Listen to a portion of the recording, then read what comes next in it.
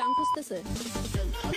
তা কইছে দুই আফাই কিন্তু কথা সরি কি কইছে যদিও আফা দুইলেই খোলা বাজারের মাল যেমন এই যে তুমি তোমার যখন বিয়ে হবো তখন যদি তোমার লাং তোমার রাখে তো হিসু দিকে যা প্রস্তাব করবে যা এইটুকু সময়ের মধ্যে কিন্তু তুমি আরেক লাং নিয়ে আসে বলা মানলাম আমরা ভাই খারাপই। তোর ভিডিওটা আমি স্কিপ করে দিলাম কারণ তুই যেই ভাষাগুলা ব্যবহার করছস চাই না আমি আমার আইডি থেকে আমার অডিয়েন্স গুলারে শোনাই, কারণ এই জায়গায় আমারও সম্মান মিশে আছে।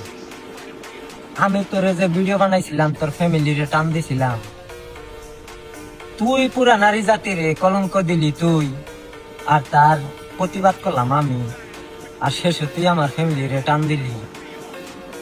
তাইলে আজকের বাসটুকু একটু সামলাই নিস। আচ্ছা শুরু করি। আচ্ছা গাইস, যারা বউ নিয়ে ব্যবসা করে তাদেরকে কি বলেন? বউ ব্যবসায়ী। তাহলে এই জায়গায় যদি কোনো বাপে তার মেয়েরে দিয়ে ব্যবসা করে তাহলে কি বলবেন?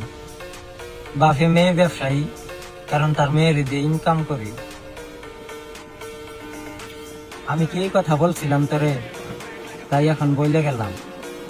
আর তুই তোর ভিডিওর কমেন্ট বক্সে দিস, ওগুলা তো আমার অডিয়েন্স না, তোরই অডিয়েন্স। তোরে কিভাবে গাওয়াইছে দেখিস, যদি বাংলায় পড়তে পারস। অবশেষে একটা ছন্দ শোনাই যায়, প্রবাসীদের বইয়ের কষ্টের তুই কি বুঝবি মর্ম, আসলেই তো তোর দৌলদিয়ার 3 নাম্বার গলিতে জন্ম, শালা সুদ না মাগি শালি।